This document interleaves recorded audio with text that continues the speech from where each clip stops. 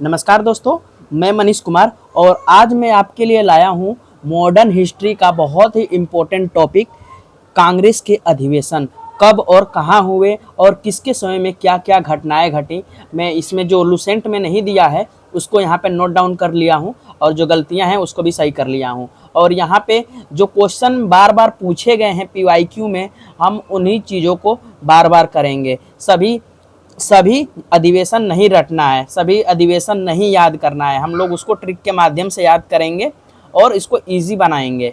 देखिए, सब अधिवेशन पूछता नहीं है। आप पीवाई की क्वेश्चन उठा के अगर आप किसी भी एग्ज़ाम की तैयारी कर रहे हो गवर्नमेंट जॉब की, तो वहाँ पे आप पीवाई की क्वेश्चन देखिएगा, जो क्वेश्चन बार बार पूछते हैं वही रिपीट होते हैं, तो इन्हीं को देखा जाएगा। तो शुरू करते हैं। तो सबसे पहला क्वेश्चन तो ये रहेगा कि जो कांग्रेस अधिवेशन यानी कांग्रेस नाम की संस्था थी, इसके संस्थापक कौन थे? तो इसके संस्थापक रहे ए.ओ. ह्यूम। कहाँ कौन थे? ए.ओ. ह्यूम। और इसकी स्थापना कब हुई? तो स्थापना इसकी हुई 1885 में, 85 में इसकी स्थापना हुई थी 1885 में। और संस्थापक कौन रहे? ए.ओ. ह्यूम। और जब इसकी स्थापना हुई 1885 में, तो उस टाइम भारत में गवर्नर कौन थे? तो लॉर्ड डफरिन उस टाइम गवर्नर था। ठीक है, उसके आगे हम देखते हैं कि एक और फैक्ट्स है कि जो ये कांग्रेस थी, इसका पहले पुराना नाम था भारतीय राष्ट्रीय संघ। इसका पुराना नाम क्या था? भारतीय राष्ट्रीय संघ। लेकिन दादा भाई नौरोजी के कहने पर इसका नाम रखा गया भारतीय राष्ट्रीय कांग्रेस। क्या नाम रखा गया? भारतीय राष्ट्रीय कांग्रेस, इनके सुझाव पर, दादा भाई नौरोजी के सुझाव पर। ठीक है, तो हमने कुछ ये इंपॉर्टेंट फैक्ट्स देखे कि इसके संस्थापक कौन रहे, उस टाइम गवर्नर कौन थे, और इसकी स्थापना कहाँ पे हुई, कौन से सन में हुई, स्थापना कौन से सन में हुई। देखिए, इसके 6 अधिवेशन जो रहेंगे बहुत ही इंपॉर्टेंट रहेंगे। पहला, दूसरा, तीसरा, चौथा, पांचवा, छठा। ऐसे पूछ देगा कि पहला अधिवेशन कब हुआ, दूसरा अधिवेशन कब हुआ, तीसरा अधिवेशन कब हुआ, चौथा। लेकिन जब उसके बाद के अधिवेशन देखेंगे तो उस सन से डायरेक्ट पूछेगा कि 1911 का, 1909 का, 1916 का अधिवेशन। लेकिन ऐसे अधिवेशन पहला दूसरा ऐसे पूछता है। ठीक है, तो इसके कुछ 1 से 6 तक अधिवेशन याद करने की ट्रिक है हमारे पास। बक बक मई बक। ब से हो गया, ब से क्या हो जाएगा? बम्बई। क से हो जाएगा कलकत्ता। क्या हो जाएगा? कलकत्ता। फिर म से हो जाएगा मद्रास। फिर ई से हो जाएगा इलाहाबाद। आज के टाइम में इलाहाबाद का क्या नाम है? प्रयागराज। तो इलाहाबाद। और उसके बाद ब से हो जाएगा फिर बम्बई, फिर हो जाएगा कलकत्ता। अब देखते हैं कि कैसे क्या क्या हुआ। देखिए, एक बार अधिवेशनों को पढ़ने से पहले एक और फैक्ट्स क्लियर कर लें कि सबसे ज़्यादा अधिवेशन पूछेगा तो कहाँ बताएंगे? तो कलकत्ता में सबसे ज़्यादा अधिवेशन हुए हैं, 10 अधिवेशन। कितने अधिवेशन? 10 अधिवेशन। ठीक है, और उससे कम कहाँ पे हुए हैं? 7। मद्रास में उससे कम हुए हैं 7, और बम्बई में 7 यहाँ पे हुए थे, तो बम्बई में 6 अधिवेशन। ठीक है, आगे देखते हैं। पहला अधिवेशन से हम लोग देखते हैं। तो पहला अधिवेशन कब हुआ? 1885 में, यानी कि 1885 यानी 85 में हुआ। और यह पहला अधिवेशन कहाँ पे हुआ? तो सन भी पूछा हुआ है बहुत सारे पेपरों में। तो पहला अधिवेशन बम्बई में हुआ। और बम्बई में कहाँ हुआ?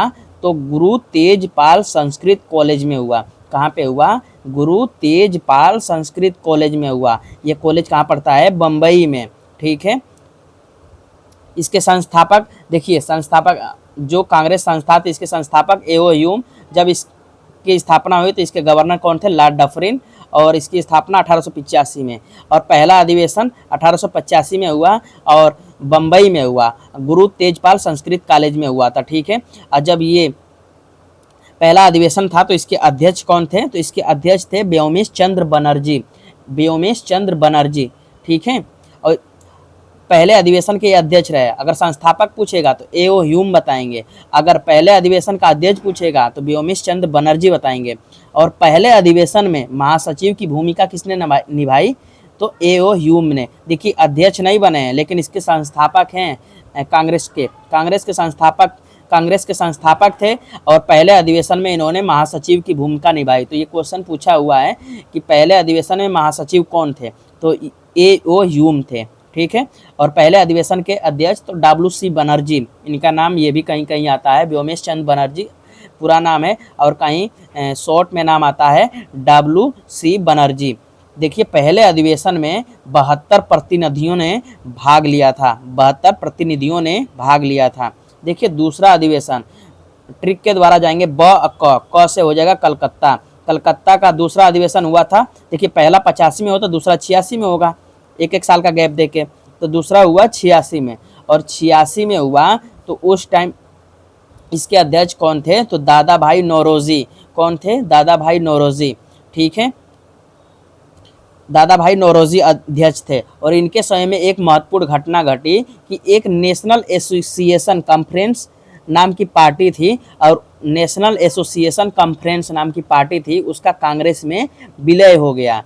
जो नेशनल एसोसिएशन कॉन्फ्रेंस के लोगों का कांग्रेस में विलय कर दिया गया। किसके सहयोग से? तो दादा भाई नौरोजी के सहयोग से। देखिए एक बार क्वेश्चन पूछा हुआ था कि डफरिन ने दूसरे अधिवेशन में कहाँ पर पार्टी बुलाई थी? तो गार्डन पार्टी बुलाई थी। तो ऐसे आया था, तो इस यहाँ पे लिख दिया हूँ, तो आप इसको नोट कर लेंगे। ठीक है, देखिए तीसरा अधिवेशन 1887 में हुआ, और इसके अध्यक्ष कौन?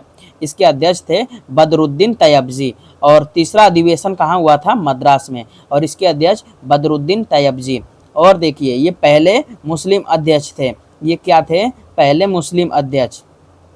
देखिए पहले हिंदू अध्यक्ष पूछेगा, तो पहले हिंदू अध्यक्ष रहेंगे ये व्योमेश चंद्र बनर्जी। व्योमेश चंद्र बनर्जी यानी पहले अधिवेशन में। दूसरे अधिवेशन में दादा भाई नौरोजी थे, तो ये पारसी थे। क्या थे? पारसी। तो दादा भाई नौरोजी क्या थे? पारसी। देखिए तीसरा अधिवेशन बदरुद्दीन तैयबजी, ये प्रथम मुस्लिम अध्यक्ष थे। और चौथा अधिवेशन कहाँ पे हुआ?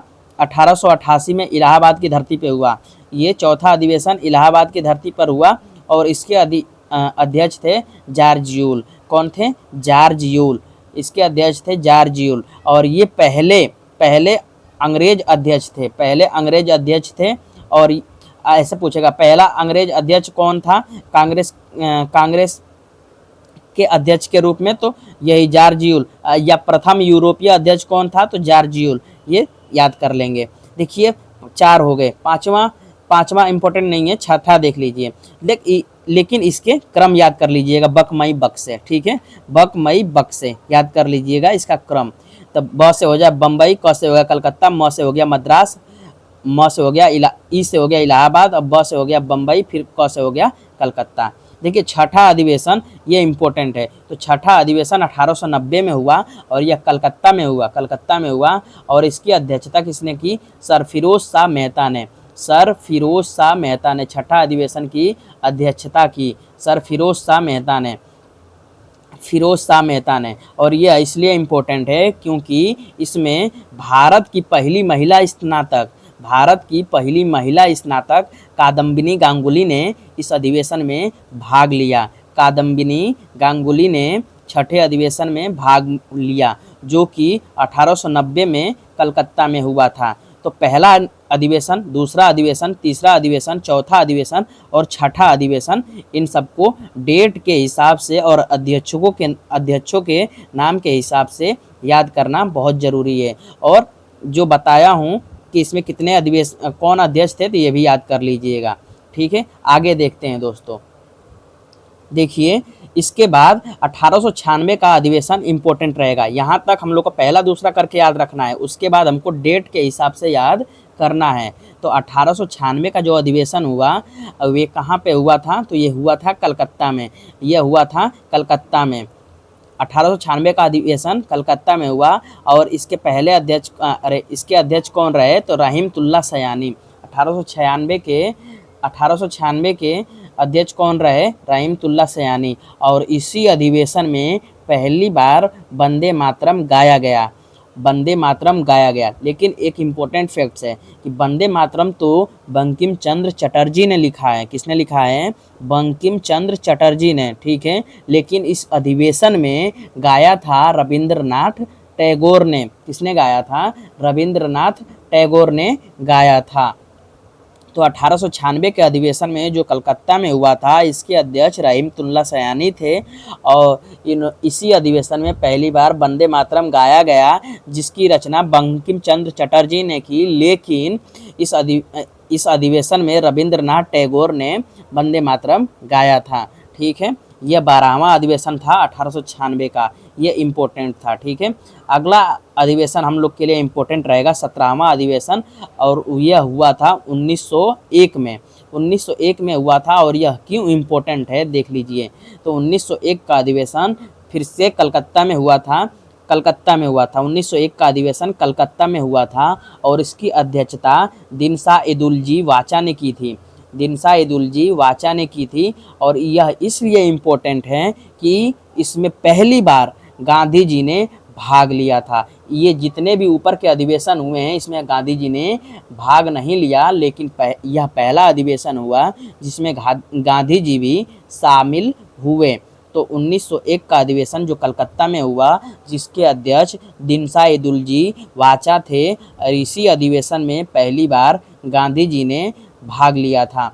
ठीक है, इसके बाद अधिवेशन हम लोग के लिए इम्पोर्टेंट रहेगा 1905 का अधिवेशन। 1905 का अधिवेशन इम्पोर्टेंट रहेगा, डेट के हिसाब से याद करिएगा, बार बार पूछा है। पीवाईक्यू क्वेश्चन आप देखते रहिएगा अगर किसी भी एग्ज़ाम की आप तैयारी कर रहे हो तो, जहाँ पे मॉडर्न हिस्ट्री पूछता हो।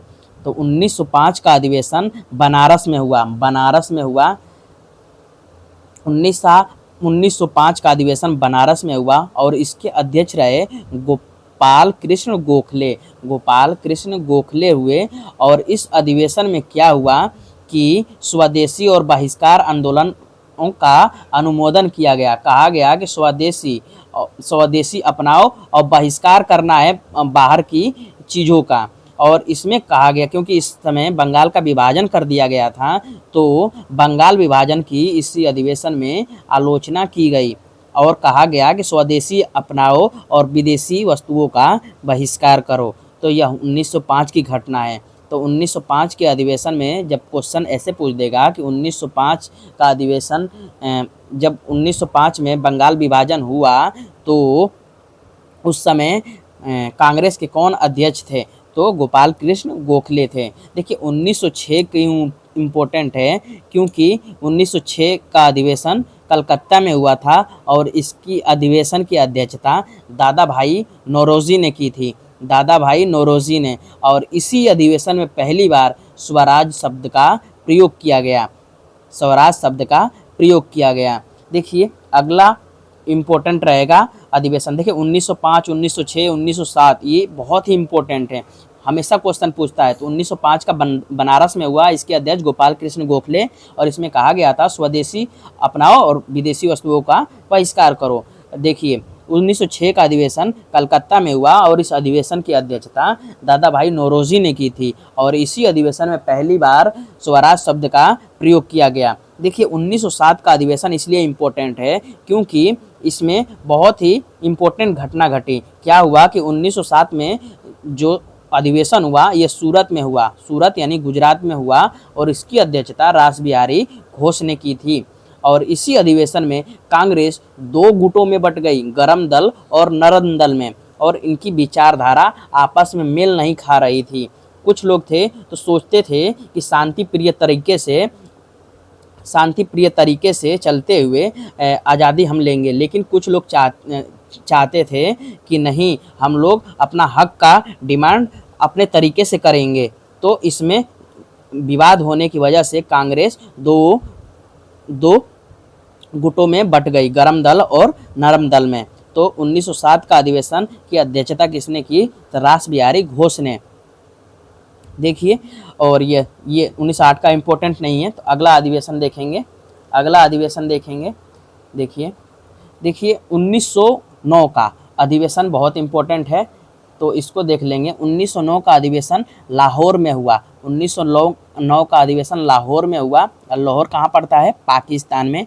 ठीक है, तो 1909 के अधिवेशन की अध्यक्षता पंडित मदन मोहन मालवीय जी ने की। किसने की, पंडित मदन मोहन मालवीय जी ने की। यह इसलिए इम्पोर्टेंट है दोस्तों क्योंकि इसी अधिवेशन में पहली बार मार्ले मिंटो सुधार अधिनियम को अंग्रेजों ने लागू किया, और इसमें कहा गया था इस मार्ले मिंटो सुधार अधिनियम में कि मुसलमानों के लिए अलग से निर्वाचन व्यवस्था होगी, यानी कि पृथक निर्वाचन की व्यवस्था कर दी गई, जिससे कि मुस्लिम लीग और कांग्रेस में फूट पड़ गई। पहले देखिए 1905 के अधिवेशन में ये लोग मरने मिटने के लिए तैयार थे एक दूसरे के लिए, लेकिन अंग्रेजों ने चाल चली कि इन लोगों को बांटा जाए। कैसे बांटा जाए? तो मुसलमानों को अलग करने के लिए यहाँ पर इन्होंने मुसलमानों के लिए अलग से निर्वाचन व्यवस्था की प्रावधान कर दिया गया।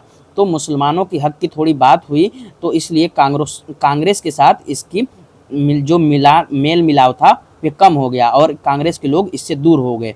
ठीक है, तो इस अधिवेशन में यही 1909 के अधिवेशन 9 का अधिवेशन लाहौर में हुआ, जिसकी अध्यक्षता पंडित मदन मोहन मालवीय ने की।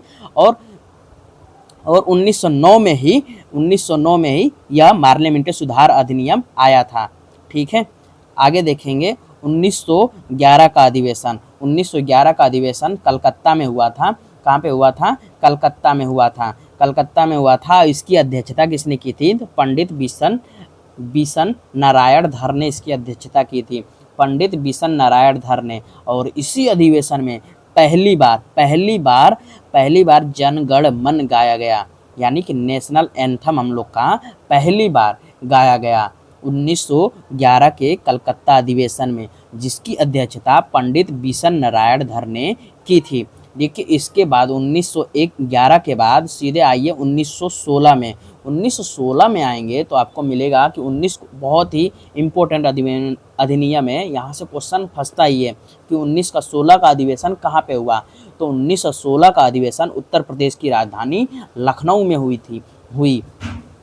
हुआ था। अधिवेशन 1916 का अधिवेशन लखनऊ में हुआ और इस अधिवेशन की अध्यक्षता अंबिका चरण मजुमदार ने की। और इस अधिवेशन में क्या घटना घटी? देखिए कि मुस्लिम लीग से कांग्रेस का पैचअप हो गया। यहाँ पे देखिए, यहाँ पे अलग हो रहे थे ना, यहाँ पे इन लोग का फिर से मेल मिलाप हो गया, यानी कि एकता बढ़ाओ का नारा एक साथ दिया गया। और इसी अधिवेशन में 1916 के अधिवेशन में ही गरम दल और नरम दल का भी एक में मिलाव हो गया। जो गरम दल और नरम दल 1907 के अधिवेशन में अलग हो गई थी, 1916 के अधिवेशन में फिर से एक हो गई। ठीक है, और इसी अधिवेशन में बाल गंगाधर तिलक ने कहा था, स्वराज मेरा जन्मसिद्ध अधिकार है और मैं इसे लेकर रहूँगा। स्वराज मेरा जन्मसिद्ध अधिकार है और मैं इसे लेकर रहूँगा। तो 16 का इम्पोर्टेंट है अधिवेशन। 1916 का अधिवेशन लखनऊ में हुआ और इसकी अध्यक्षता अंबिका चरण मजुमदार ने की। और इसमें मुस्लिम लीग और कांग्रेस का पैचअप हुआ और गरम दल और नरम दल का भी पैचअप हुआ, यानी कि समझौता हुआ। देखिए, उसके बाद क्या हुआ? 1917 का अधिवेशन इम्पोर्टेंट है। देखिए, 1917 का अधिवेशन कलकत्ता में हुआ और इस अधिवेशन की अध्यक्षता श्रीमती एनी बेसेंट ने की। और पहली बार कोई महिला औरत थी जो कांग्रेस के अधिवेशन में अध्यक्ष बनी थी। तो यह इसलिए इम्पोर्टेंट होता है कि 1917 में कौन अध्यक्ष थी? तो श्रीमती एनी बेसेंट थी, जो कि प्रथम महिला अध्यक्ष बनी इसी अधिवेशन में। और यह अधिवेशन कहाँ पे हुआ? तो कलकत्ता में हुआ। अगला हम लोग का इम्पोर्टेंट रहेगा अधिवेशन 1919 का अधिवेशन। और 1919 का अधिवेशन तो आपको पता ही है उस समय कौन सी घटना घटी थी। तो देखिए, यह अमृतसर में अधिवेशन हुआ और इस अधिवेशन की अध्यक्षता पंडित मोतीलाल नेहरू जी ने की। और इस अधिवेशन में जालियांवाला बाग हत्याकांड की निंदा की गई। जो जालियांवाला बाग हत्याकांड था, जिसमें जनरल डायर ने निहत्थों भीड़ पर गोलियां बरसा दी और उनकी बात सुनने के बजाय निर्मम हत्या करी, और उसका इस अधिवेशन में निंदा की गई 1919 के अधिवेशन में, जो कि अमृतसर में हुआ था। और इसी अधिवेशन में तिलक जी की आखिरी उपस्थिति थी, क्योंकि इसके बाद तिलक जी जीवित नहीं रहे थे। ठीक है, तो अंतिम उपस्थिति तिलक जी की 1919 के अधिवेशन में, अमृतसर के अधिवेशन में हुई। और इस अधिवेशन की अध्यक्षता पंडित मोतीलाल नेहरू जी ने की। और इस अधिवेशन में जालियांवाला बाग हत्याकांड की निंदा की गई। और इसी अधिवेशन में बाल गंगाधर तिलक जी की अंतिम उपस्थिति थी, क्योंकि उसके बाद वह स्वर्गवास हो गया था। ठीक है, ठीक है, अगला अधिवेशन हम देखेंगे 1920 का अधिवेशन। और 1920 का अधिवेशन कहाँ पे हुआ था? तो नागपुर में हुआ था। देख तो आप हमको बताइए कमेंट बॉक्स में कि नागपुर किस राज्य में पड़ेगा, क्योंकि पूछा हुआ है क्वेश्चन। तो 1920 का अधिवेशन नागपुर में हुआ था, नागपुर में हुआ था। और इस अधिवेशन की अध्यक्षता सी.वी. राघवाचार्य ने की थी, सी.वी. राघवाचार्य ने की थी। और इस अधिवेशन में गांधी जी के असहयोग आंदोलन का अनुमोदन करने की स्वीकृति मिली थी कि हाँ आप अपना आंदोलन शुरू कीजिए गांधी जी। तो 1920 का अधिवेशन जो नागपुर में हुआ था, सी.वी. राघवाचार्य ने असहयोग आंदोलन का अनुमोदन किया। इस अधिवेशन में असहयोग आंदोलन का अनुमोदन किया गया। देखिए अगला अधिवेशन रहेगा 1923 का इम्पोर्टेंट, क्योंकि यह दिल्ली में हुआ और इस अधिवेशन के अध्यक्ष रहे अबुल कलाम आज़ाद। और यह सबसे कम उम्र में अध्यक्ष बनने वाले व्यक्ति रहे। तो यह इसलिए इम्पोर्टेंट हो जाता है कि सबसे युवा अध्यक्ष कौन थे? तो सबसे युवा अध्यक्ष अबुल कलाम आज़ाद थे, जो कि 1923 के विशेष अधिनियम में बने थे अध्यक्ष। ठीक है, अगला अधिवेशन आएगा 1924। और 1924 का अधिनियम बहुत ही इम्पोर्टेंट है, क्योंकि इसमें गांधी जी अध्यक्ष हैं। देखिए 1924 का अधिवेशन बेलगांव में हुआ, बेलगांव में। तो सबसे पहले तो बेलगाम समझ लीजिए, पूछा हुआ क्वेश्चन है कि बेलगांव किस राज्य में पड़ता है? तो बेलगाम पड़ता है कर्नाटक में। कहाँ पड़ता है? कर्नाटक में। और एकमात्र अधिवेशन जिसमें गांधी जी ने स्वयं अध्यक्षता कांग्रेस के अधिवेशन की थी। तो 1924 का अधिवेशन इसलिए इम्पोर्टेंट है कि इसमें गांधी जी स्वयं अध्यक्ष थे। और यह अधिवेशन बेलगांव में हुआ और यह कर्नाटक राज्य में है। ठीक है, अगला अधिवेशन रहेगा हम लोग का 1925 का अधिवेशन। और 1925 का अधिवेशन हुआ था कानपुर में हुआ था। और इस अधिवेशन की अध्यक्षता श्रीमती सरोजनी नायडू ने की थी, श्रीमती सरोजनी नायडू को एक उपाधि दी गई है, भारत की कोकिला। ठीक है, यह प्रथम भारतीय महिला अध्यक्ष थी। देखिए यहाँ पर हमने ऊपर देखा था कि कौन थी प्रथम महिला अध्यक्ष? तो एनी बेसेंट थी। लेकिन यह भारत की प्रथम महिला अध्यक्ष बनी श्रीमती सरोजनी नायडू 1925 के अधिवेशन में। और यह अधिवेशन हुआ था कानपुर में, और श्रीमती सरोजनी नायडू ने इस अधिवेशन की अध्यक्षता की और यह भारत की प्रथम महिला अध्यक्ष बनी। ठीक है, अगला अधिवेशन हम लोग देखेंगे। अगला अधिवेशन देखिए 1927 का अधिवेशन इम्पोर्टेंट है, क्योंकि इस अधिवेशन में क्यों इम्पोर्टेंट है? क्योंकि 1927 में ही साइमन कमीशन का गठन किया गया। और इस बात का पता चल गया कि इसमें कोई भी भारतीय सदस्य शामिल नहीं है। तो साइमन कमीशन का विरोध होने लगा भारत में। तो 1927 में ही साइमन कमीशन का विरोध होने लगा और 1928 में साइमन कमीशन भारत आया था।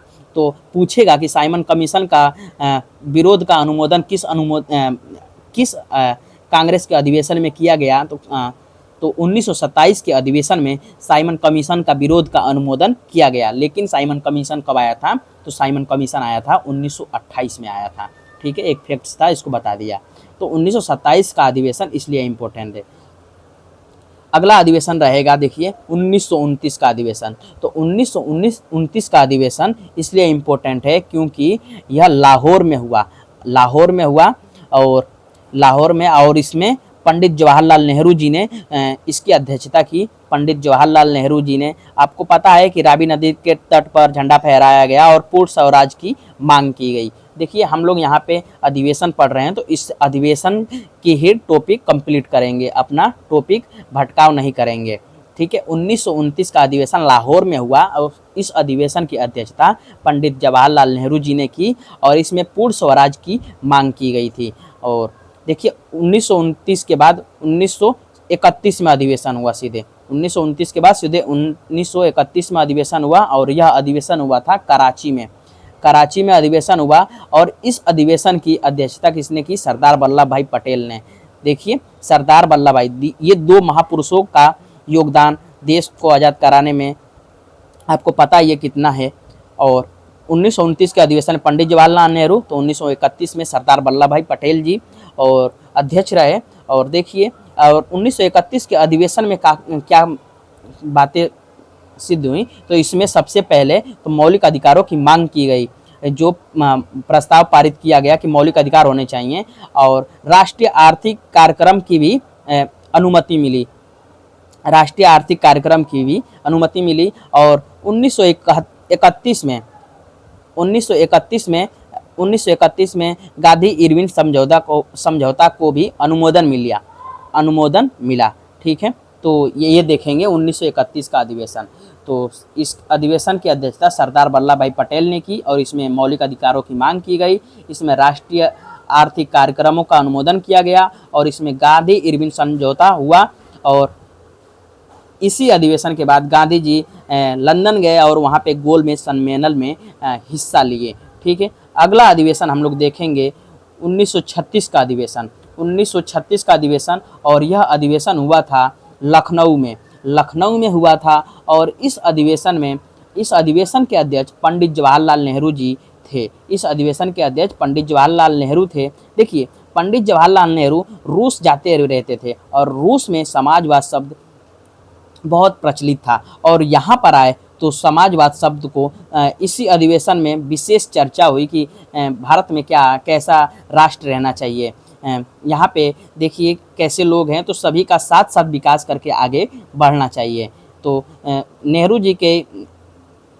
नेहरू जी ने बहुत जोर दिया समाजवाद शब्द पे, जो कि हमारी पॉलिटी में पढ़ते हैं तो वहाँ पे देखने को मिलता है कि वहाँ पे प्रस्तावना जो है हम लोग की प्रियम्बल, उसमें समाजवाद शब्द का भी उल्लेख देखने को मिलता है। देखिए 1937 का अधिवेशन, 1937 का अधिवेशन यह फैजपुर में हुआ, और यह पूछा हुआ है कि फैजपुर किस राज्य में पड़ेगा। तो 1937 का अधिवेशन फैजपुर में हुआ, और फैजपुर पड़ता है महाराष्ट्र में। फैजपुर पड़ता है महाराष्ट्र में। देखिए ऐसे ही ऊपर हमने पूछा था कि बेलगांव कहाँ पड़ता है, कहाँ पड़ता है, तो बेलगांव पड़ता है कर्नाटक में। एक क्वेश्चन पूछा हुआ है, तो इसको याद कर लीजिएगा। यहाँ पे ऐसे ही पूछ दिया है, क्या पूछ दिया है, फैजपुर कहाँ पड़ता है, तो फैजपुर पड़ता है महाराष्ट्र में। और 1937 के अधिवेशन की अध्यक्षता पंडित जवाहरलाल नेहरू जी ने की। और यह क्यों इम्पोर्टेंट है, क्योंकि यह एकमात्र अधिवेशन जो गाँव में हुआ था, गाँव में आयोजित प्रथम अधिवेशन था। गांव में आयोजित कौन सा अधिवेशन था, यह प्रथम अधिवेशन था।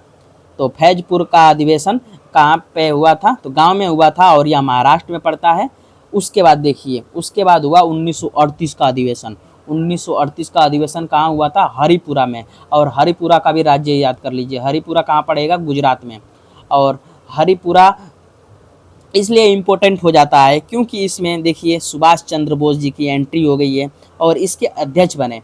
और सुभाष चंद्र बोस जी 1938 में कांग्रेस के अध्यक्ष बने, और यह अधिवेशन हुआ था हरिपुरा में, जो हरिपुरा पड़ता है गुजरात में।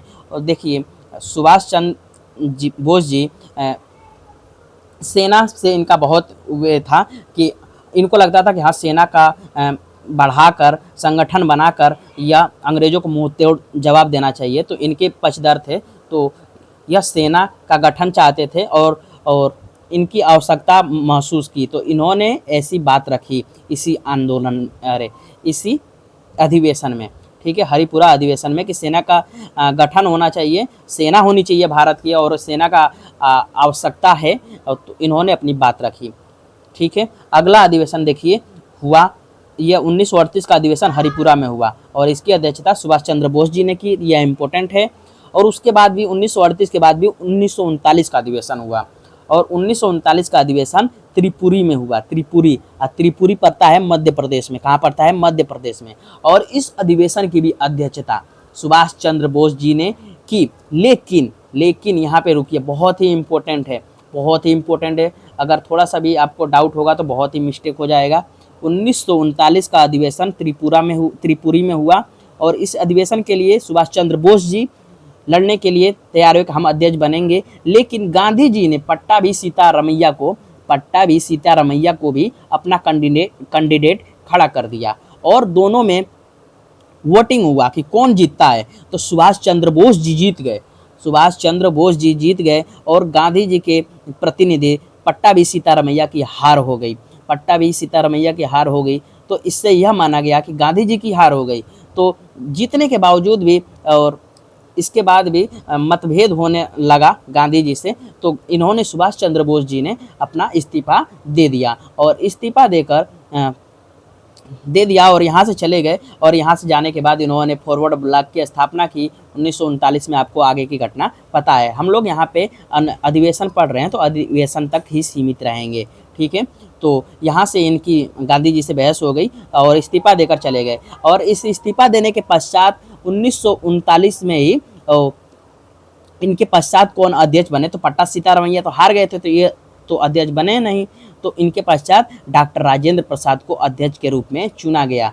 तो सुभाष चंद्र बोस के बाद इस्तीफा देने के बाद 1939 में जो अधिवेशन के अध्यक्ष चुने गए तो डॉक्टर राजेंद्र प्रसाद चुने गए, ठीक है। ये याद रखेंगे, बहुत इंपॉर्टेंट है। 1939 का त्रिपुरी में हुआ, मध्य प्रदेश में पड़ता है।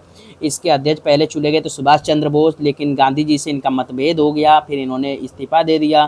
फिर इसके पश्चात डॉक्टर राजेंद्र प्रसाद अध्यक्ष रहे, ठीक है। अगला अधिवेशन हुआ 1940 का और यह बहुत ही इम्पोर्टेंट है क्योंकि यह रामगढ़ में पड़ता है। इसके लिए इम्पोर्टेंट नहीं है क्योंकि सबसे लंबा कार्यकाल तक अध्यक्ष रहने वाले कौन व्यक्ति हैं, तो अबुल कलाम आज़ाद। इनके नाम 2 रिकॉर्ड हैं। कौन कौन से? एक तो सबसे कम उम्र में यह अध्यक्ष बने, ठीक है, अबुल कलाम आज़ाद। और सबसे अधिक समय तक इनका कार्यकाल रहा क्योंकि 1940 के बाद 1946 तक, 1940 से 1946 तक यह अध्यक्ष रहे, ठीक है। 1945 तक, ठीक है, 1945 तक, क्योंकि 46 में अधिवेशन हुआ है। तो 1940 से 1945 तक यह अध्यक्ष रहे। तो इनका कार्यकाल सबसे लंबा हो गया क्योंकि सबका एक एक साल के लिए ही अध्यक्ष रहते थे, लेकिन यह 1940 के बाद 1945 तक अधिवेशन ही नहीं हुआ तो यही अध्यक्ष रहे, ठीक है। तो इनके नाम 2 रिकॉर्ड है, सबसे कम उम्र में यह अध्यक्ष बने थे और सबसे लंबे समय तक भी यह अध्यक्ष यहाँ पे देखने को मिल गए हैं। और रामगढ़ अधिवेशन झारखंड में, रामगढ़ कहाँ पड़ता है? झारखंड में। त्रिपुरी पड़ता है मध्य प्रदेश में। हरिपुरा पड़ता है गुजरात में। फैजपुर पड़ता है महाराष्ट्र में। और ऐसे ही बेलगांव कहाँ पड़ता है? तो बेलगांव पड़ता है कर्नाटक में। तो यह कुछ हो गए, तो इनको आप देख लेंगे, याद कर लेंगे, ठीक है। यहाँ पर हम लोग पढ़ लिए हैं। देखिए 1946 का जो अधिवेशन है यह हुआ था मेरठ में। कहाँ हुआ था? मेरठ में। मेरठ में हुआ था। और इस अधिवेशन की अध्यक्षता की थी आचार्य JB कृपलानी ने। आचार्य JB कृपलानी ने अध्यक्षता की थी और आज़ादी के समय भी यही अध्यक्ष रहे क्योंकि 1947 में अधिवेशन नहीं हुआ था क्योंकि 1947 में स्वयं भारत आज़ाद हो रहा था, इसलिए 1947 में अधिवेशन नहीं हुआ। तो ये पूछता है कि उन आज़ादी के समय कांग्रेस के अध्यक्ष कौन रहे? तो आचार्य JB कृपलानी आज़ादी के समय अध्यक्ष रहे, ठीक है। आगे देखते हैं, एक अधिवेशन और रहेगा क्योंकि आज़ादी से पहले एक और आज़ादी के बाद भी एक हम लोग को याद रहना चाहिए। तो आगे एक और अधिवेशन देखते हैं। देखिए 1948 का अधिवेशन। 1948 का अधिवेशन कहाँ पे हुआ? पिंक सिटी में हुआ, जो जयपुर में हुआ। और इस अधिवेशन की अध्यक्षता पट्टाभी सीतारमैया ने की, जो कि 1939 के अधिवेशन में सुभाष चंद्र बोस जी से हार गए थे, वही इसके अध्यक्ष बने बाद में, ठीक है। और आज़ादी के बाद कौन अध्यक्ष रहे? तो पट्टाभी सीतारमैया। तो आज़ादी के बाद पहला अधिवेशन हुआ, ऐसे पूछ देगा आज़ादी के बाद पहले अधिवेशन के अध्यक्ष कौन रहे? तो कांग्रेस के आज़ादी के बाद प्रथम अध्यक्ष कौन रहे? तो पट्टाभी सीतारमैया इसका आंसर लगा देंगे। तो ये हम लोग ने कुछ इम्पोर्टेंट कांग्रेस के अधिवेशन देखे और आप इसको बार बार रिवीजन करिए क्योंकि इसमें बहुत सारे फैक्ट्स हैं, एक ही बार में याद नहीं होगा। आप इसको नोट डाउन कर लीजिए इसी पर, या अलग से नोट्स बना लीजिए और या स्क्रीनशॉट ले लीजिए और इसी से रिवीजन करते रहिए। दोस्तों, अगर आपको ये वीडियो इंफॉर्मेटिव लगी है तो इस वीडियो को लाइक कर दीजिए और जो दोस्त आपके गवर्नमेंट एग्ज़ाम की तैयारी कर रहे हैं तो उनको ये भेज दीजिए, उनके लिए बहुत ही यह इम्पोर्टेंट हो जाएगा। देखिए, और वीडियो आपको सही लगी है तो इसके लिए लाइक कर दीजिए। जय हिंद दोस्तों, मिलते हैं अगले वीडियो में। धन्यवाद।